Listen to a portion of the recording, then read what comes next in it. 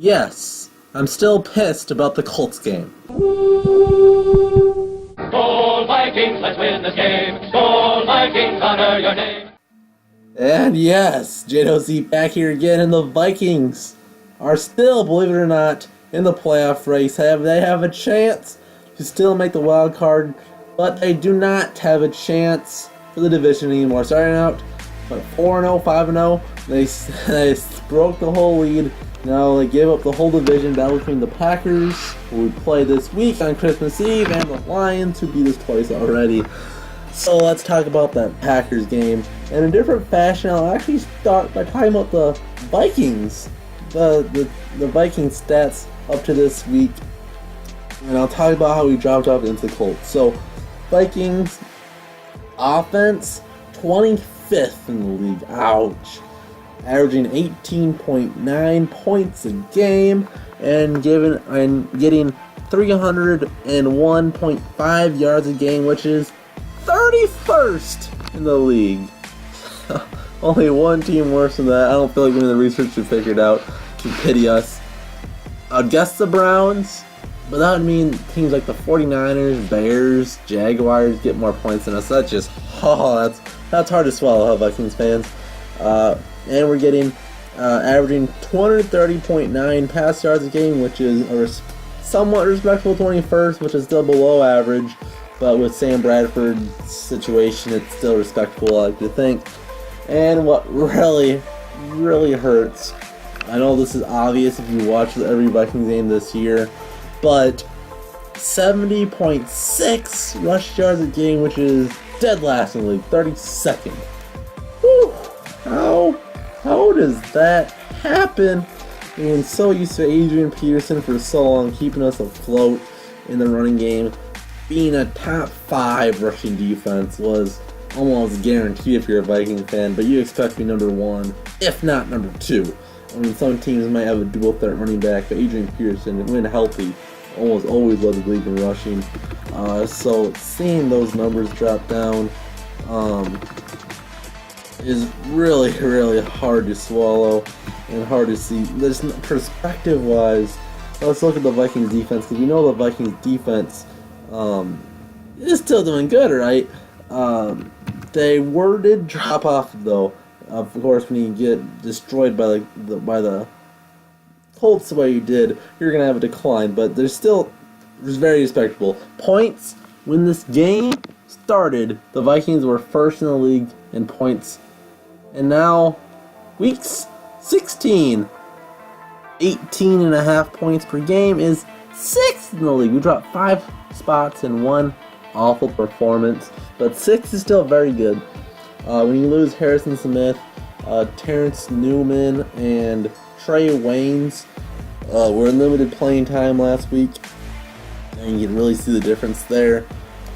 We could really miss Trey Waynes when you get down that far in the depth chart. You really start missing him as what's his name? Our rookie cornerback this year, the 2nd overall pick. I can't think of his name right now, but he's looking raw. He looked good in preseason. I still have plenty of faith that he'll come in and be a really solid cornerback for us. Maybe we'll probably be the nickel back in a few years once we get rid of Munnerlyn, who's on the last year of his deal. Hope we get him back, but that's for an off-season discussion. Yards passing, I believe we were 2nd before the Colts game. I believe the Seahawks or Denver was 1st, whatever. We give up on average 311 yards total. Oh, this is total, not pass. And that's 3rd now. So 3rd pass, only give up 205.6 yards a game, which is still 3rd. And rushing, we give up 106.3. So the difference, we give up 106 rushing yards, and we only get 70, a 30-yard difference running the football. Now, as the course of the game goes on, it doesn't sound like a big difference, but at the end of the day, that's a big chunk of possession and you just don't get because you can't get yards. That's a lot of 3rd and longs. That means you can't run the ball for a few yards. You can't run the ball in on the goal line like you've seen plenty of times this year. We just can't get it done. So that's where we are standing. So let's look at the Packers team, who is now the 2nd in the NFC North, and we beat them week 2, and now, man, we look far behind. they're averaging 25.9 points a game, but this has been a lot more recently. I don't know where you'd find like the last 6 games where they would rank, but it's got to be top 3 in that category. Aaron Rodgers has been lighting it up lately, and they get 364 yards a game, which is 10th. That's 256.9 pass yards a game to 107.7 rush yards a game, which is 15th. They're right in the middle of the pack. When it comes to running the ball, you never think the Packers had a decent running game, but they've been turning it on lately. Loss of Eddie Lacy, James Starks has picked up the load and done very well on the ground, especially when the focal point of your offense is Aaron Rodgers. 15 rushing, over 100 yards per game. That's very impressive for the Packers compared to the 70 for the Vikings. Yikes. Who would come to the season think the Packers would outrush the Vikings and average 30 yards per game? Now again, that doesn't sound much. That's over 400 yard difference in the season. That's insane, you guys. So 7th in ranking offense to our 25th ranking offense and our 6th ranked defense. So in theory, our defense is slightly better than their offense, but the problem here is our defense has been declining as their offense has been rising. But they just almost lost to the Bears. The Vikings lost to the Bears, so we can't really talk much about that. Now, defensively for the Packers, they really struggled early on in the year, but it's another thing that's been very well lately for them. But they still give up 24.2 points a game, which is 22nd, 354.9 yards, which is 19th, 258.8 on the air, 24th. But they have a solid rush defense, 96.1 yards a game, which is 10th in the league. They average 96 yards, and we only get 70. Oh man, I'm expecting about 60 yards on the ground this game, man. It's gonna be hard. It's gonna be hard to watch Adrian Peterson go. I know Adrian's had a knack for getting 200-yard games against the Packers. I'm gonna tell you right now, Adrian's gonna have to do that. He's gonna have to get 200 plus yards for the Vikings to come out with a win at Lambeau. With teams just keen on blitz past TJ Clemmings, sacked Bradford 5 times, you win. It's just that easy. If you get Clemmings 1v1, you're almost guaranteed a hit, and about 90% of the time you'll get a sack as well. Bradford's gonna get killed. I don't know how Bradford's been healthy this whole year. That's kind of insane, huh? When you have a bunch of injuries going down and Bradford is the guy that stayed healthy all season long. Yeah, that's something else, huh? I don't know the total injuries, but it's gotta be close to 20 as far as players that have missed at least a game. At least missed a full game, probably up in their 20s. So defensively, on paper they're below average defense, but lately they're probably closer to average. 16th rank overall. I know it's not a big difference. It's 6 spots. They have young corners. Hence their 24th ranked pass defense.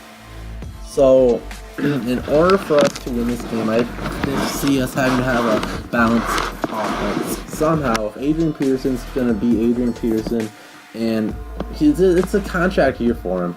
If he's not going to have a good game this year, there's no way he's coming back. If he doesn't have at least 150 yards, there's no way we can win, but I think it's more closer to 200. If I'm gonna be honest with you, if Adrian's gonna show that age is not a number for Adrian Peterson, he is indeed a freak of nature. This is gonna be his game to take us back. He's gonna have to carry us into the playoffs for us to win, because our offense hasn't been getting it done since we had a little bit more time for Bradford. But ever since we've had too many line injuries, ever since like week 4, ever since we started a losing streak. When Bradford just doesn't have time, he's a statue back there. He doesn't have a good clock in his head, I don't think he's the best at doing audibles at the line of scrimmage. And I think he just gets paranoid and will just throw the ball out to he'll throw the ball to his check down way too early. And it's so hard to watch as a Vikings fan. Even when he has time, throws in the flat Matt Asiata and -2 yards.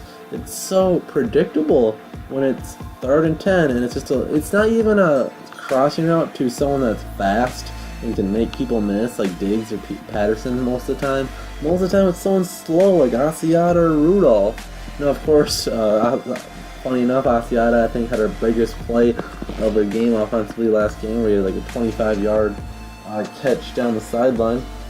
But that's just a running back not really getting covered out of the backfield and making some plays, but just a little down the middle of the field crossing her out with your slow running back who's very close to fullback type speed. It's so hard to watch. And the Packers, Aaron Rodgers is a former MVP for a reason. Has he only won one MVP? He's got to win at least two by now. He's making a strong case for MVP this year at the end of the year. I put him on my MVP list. You should check that out. It'll be in the annotation at the end of the video, and I'll link it down below if you guys want to check that out. Who I think the MVP should be. Spoiler on the thumbnail.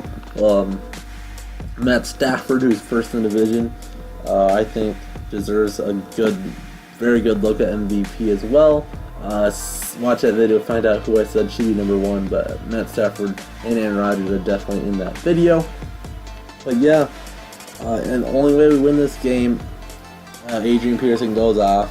The Packers have been going on all cylinders lately. Jordy Nelson's finally got a really good connection with Aaron Rodgers. They've been lighting it up. He's the reason they beat the Bears. He had a 66-yard catch at the end of the game, set him up for an easy field goal, and that's how they won. So Xavier Rhodes matched up on Jordy Nelson. Xavier has not been very good the last couple of games. He's been just getting in his head, and if he is our only healthy starting cornerback, well, him and Captain Munderland, if you count the slot as a starter cornerback, it's going to be tough. If all of our corners are healthy that game, it gives us a good chance to at least make it a close game. If I don't think Harrison Smith will be playing. He's out in the Madden game if he's in the background here. But yeah, if Adrian Peterson, I doubt he gets 90 yards at the end of the day. And like I said, 150 is the minimum for us to win, but it's more likely over 200 yards because the Packers have been playing red hot lately. But I don't know, having over 100 yards with our running back will be a breath of fresh air at the very least, and we'll probably somewhat make it a game close. But at the end of the day, we guys gave up 30 points against the Colts. I can't even win this goddamn Madden preview. It's going to be somewhat close, but I think the Packers are going for revenge in week 2. Aaron Rodgers has been playing fantastic. Packers 31, Vikings 20. Unless Adrian runs for 250 yards, and then Vikings 30, and the Packers 28. But, yeah, there we go. We got 2 final scores. If Adrian goes off, we can win slightly, but otherwise, Packers have got this somewhat handily. So yeah, that covers it. Tell me what you guys think. I think the score will be down below. We're going to see you guys in the next JDOZ game preview. See ya.